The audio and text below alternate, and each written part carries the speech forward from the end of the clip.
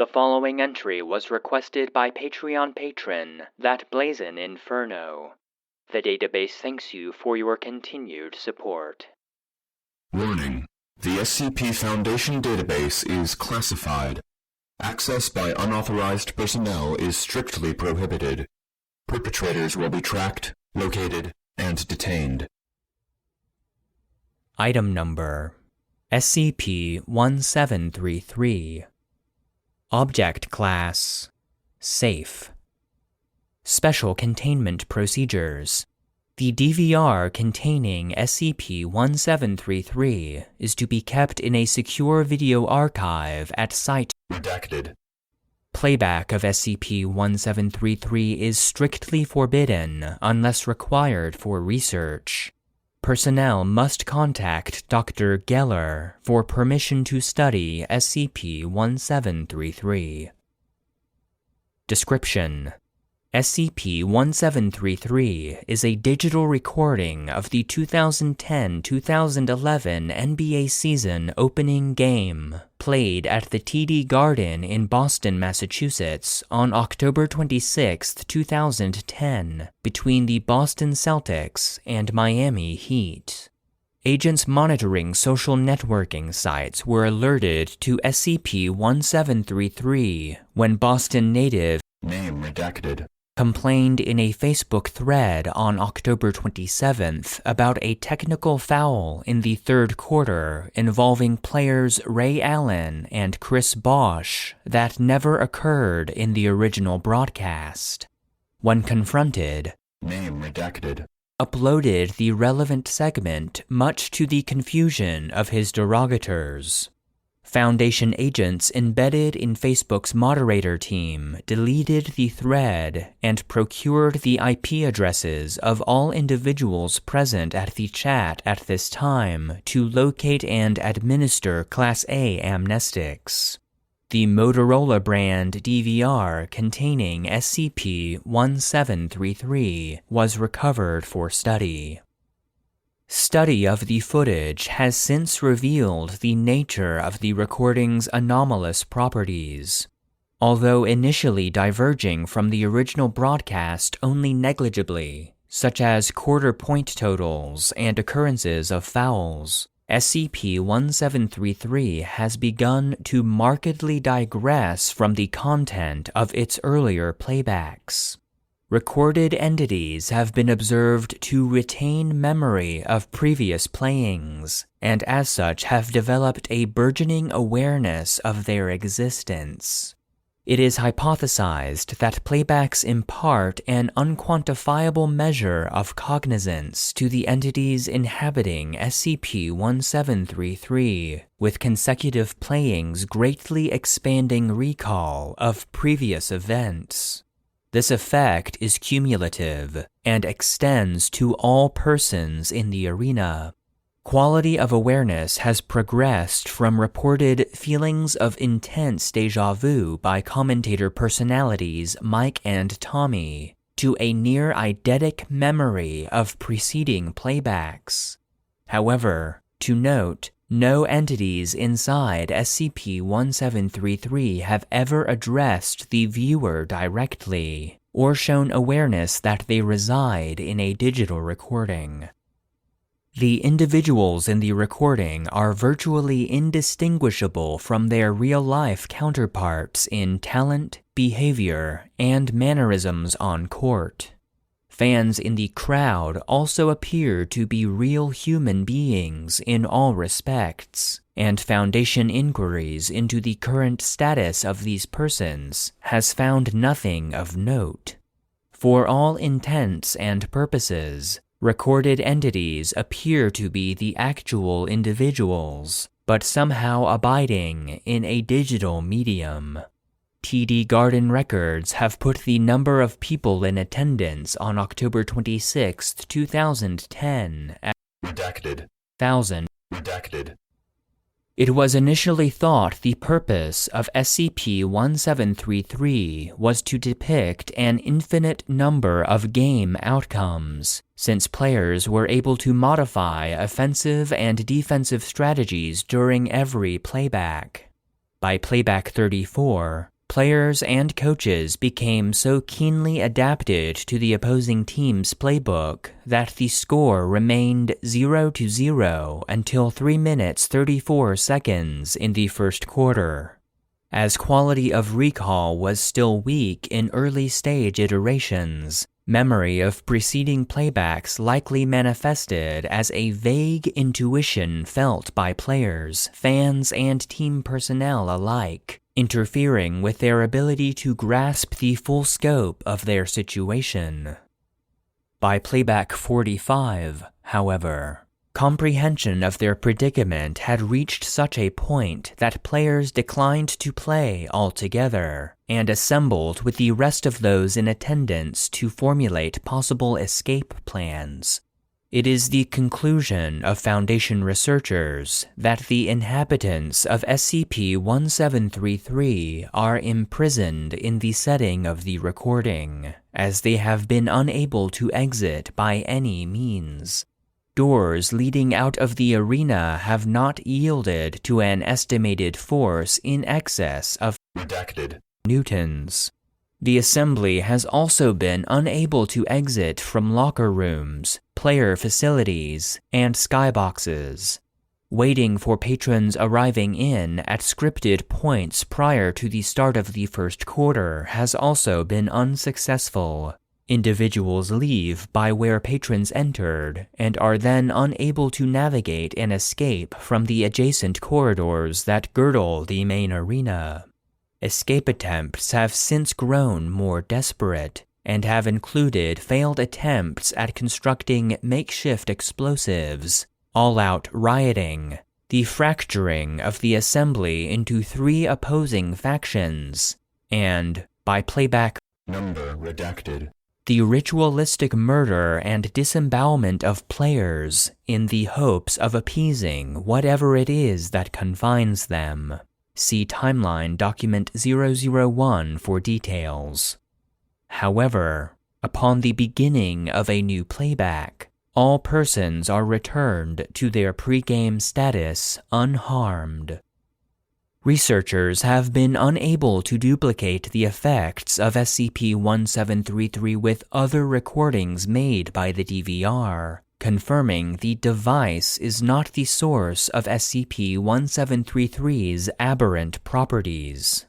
Due to the distress visited upon inhabitants of SCP-1733, testing has been suspended indefinitely. Partial Timeline, Document 001. Playback 2. First recorded deviation from recorded broadcast. TD Garden crowd boos the Miami Heat during entrance. Miami Heat forward LeBron James observed to have scowled and shaken his head dismissively at the crowd. Playback 15. Score remains 0-0 for 8 consecutive possessions. Fans appear noticeably subdued when displayed on the facility's HD scoreboard screen.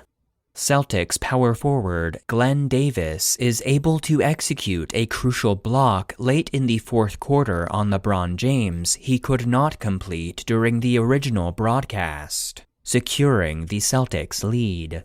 Commentators note Glenn Davis's dedication to performing well on both sides of the court in spite of the, quote, Big Three's blistering ball movement on offensive plays. A nascent awareness of previously played games has begun to form. Playback 26. First Miami Heat victory, 112-85. Crowd becomes aggressive, shouting obscenities and hurling foodstuffs at the Celtics. Color commentator Tom Heinsohn understood the frustration, criticizing the Celtics coaching staff for becoming so complacent after having, quote, cracked the code of the Miami Heat offense. As this was the first game together for the Miami Big Three, it is unlikely any coaching personnel would have become so adjusted to an unfamiliar offense in a single game. Playback 27. Commentators Mike and Tommy note a feeling of déjà vu during the Heat's grandiose entrance. Crowd remains subdued during key Celtic plays. Celtics emerge the victors, prompting Tom Heinsohn to remark, quote, "The Celtics have come a long way, winning back the hearts of their fans." When asked to elaborate by Mike Gorman, Heinsohn could only respond that he felt the team had an embarrassment to atone for, but could not specify further. Playback 44. Teams emerge disoriented and confused.